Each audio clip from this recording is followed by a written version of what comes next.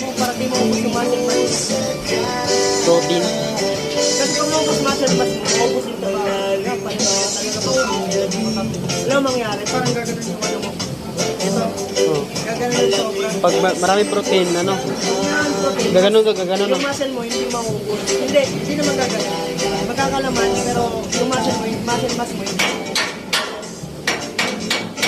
Naabang natin mo na yung taba. Muscle mass mo, hindi improve. Pero pag kunti yung protein mo, yung muscle mo, maubos. Taba mo rin ako. Nakakalaban ang galit eh. Kasi mas may pinipubos yung muscle. Nagbibuhat ka dito magkakon. Anong kailangan? Itlog lang. Yan naman talaga magandang source of protein. Nag-vlog si Mas Kaumay, ma'am.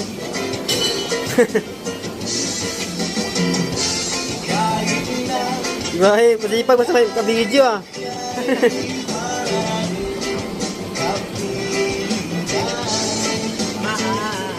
Ano oras na? 9. Ayun ko kalyong oh.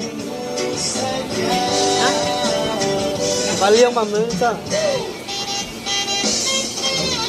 Laki, no? Oh.